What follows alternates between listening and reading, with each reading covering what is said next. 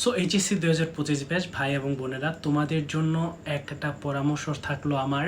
আইএলটিএসের পূর্বে তোমাদের কী কী করে নেওয়া প্রয়োজন, ঠিক আছে? ফার্স্ট অফ অল, তোমাদের যেই ডকুমেন্টসগুলি আছে, identity documents such as NID card হতে পারে, সেটা বার্থ সার্টিফিকেট হতে পারে, plus driving licence, what ever, যেগুলোর মধ্যে হচ্ছে তোমাদের প্রবলেমস আছে, সাচ অ্যাজ হচ্ছে নামে ভুল থাকে, তারিখে ভুল থাকে, দিস কাইন্ড অফ স্টাফস সবার ক্ষেত্রেই থাকে, কারণ আমাদের দেশের সিস্টেমটা এরকম, ঠিক আছে? সবাই নামে ভুল করে ফেলে। সো যত টাকায় খরচ হোক, টাকা মোটামুটি ভালোই খরচ হবে, আমি করছি তো, আমারও প্রবলেম ছিল। সো এইগুলাকে সংশোধন করার নিও। প্রথমত আইএলস করার আগে এগুলোকে সংশোধন করাই নিও, দেন ইউর ওয়ার্ক ইজ মডেস্টলি ডান।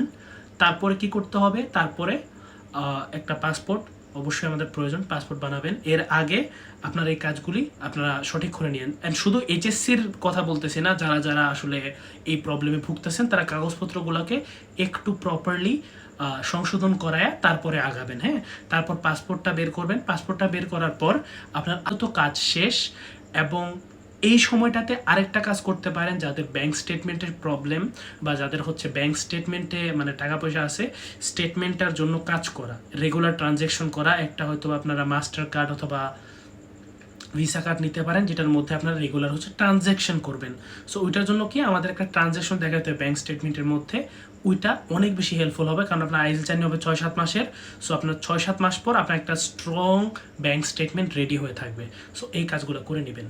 এরপরে বলি আইএলসের ব্যাপারে। আইএলসের জন্য চেষ্টা করবেন অনলাইনে ক্লাস করার। কেন অনলাইনের কথা বলতেছি? অনলাইনে ক্লাস করলে আপনার আরও মানে বেশি সময় থাকবে অন্য কিছু করার, ঠিক আছে?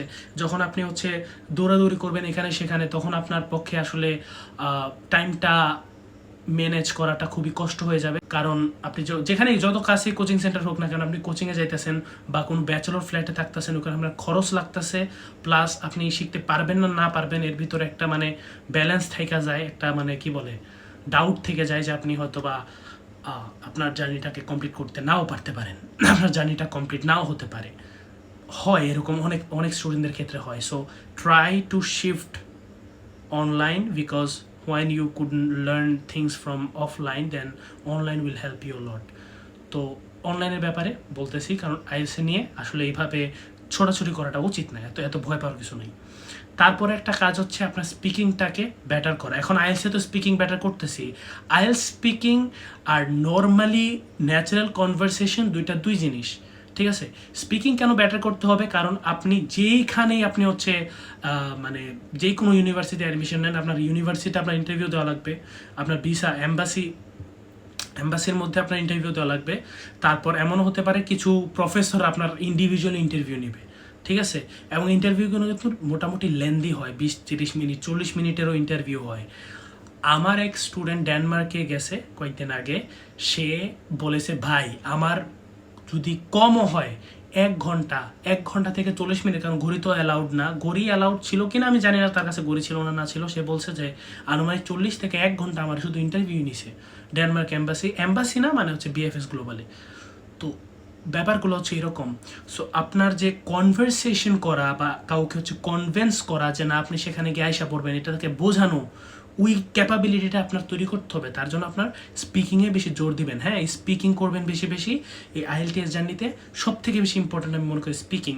আরেকটা জিনিস হচ্ছে সেটা হচ্ছে রাইটিং, কারণ আপনার এসে লিখতে হয়, মোটিভেশনাল লেটার লিখতে হয়, ঠিক আছে? এইসব ব্যাপারগুলো কিন্তু আপনাকে লিখতে হবে।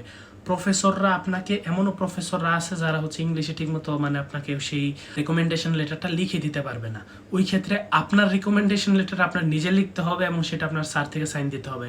তার মানে কি আপনার লেখালেখির মধ্যে থাকতে হবে এবং কথা বলার মধ্যে থাকতে হবে, ঠিক আছে? এই ব্যাপারগুলো যেন থাকে।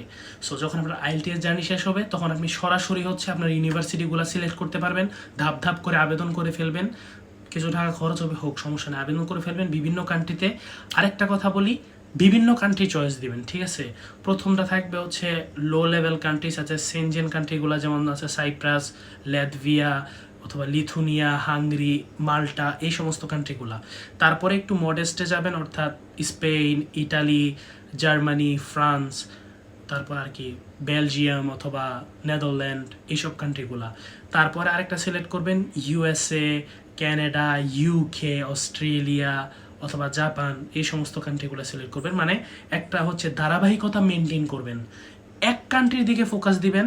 মানে আমি বলতেছি না সব কান্ট্রিতে আবেদন করবেন, মানে এক কান্ট্রিতে ফোকাস দিবেন, বাট আশেপাশে আপনার নজর রাখবেন যে আপনার সব কিছু মানে হইতেছে কিনা, ঠিক আছে? বিদেশ যাওয়া এত এত সোজা না রে ভাই, অনেক অনেক কাহিনী আছে, অনেক কাহিনী। আমরা যে ভুল করছি সেই ভুল কইরেন না, বারবার বলি, ঠিক আছে? এইগুলা ফলো করেন, দেখবেন যে অটোমেটিক্যালি ইনশাল্লাহ আপনার আইএলটিএস দেওয়ার 6-7 মাসের মধ্যে আপনি হয়তো বিমানে উঠে পাড়ি দিতে পারেন আপনার স্বপ্নের রাজ্যে, আপনার স্বপ্নের দেশে, ইনশাআল্লাহ। Good luck.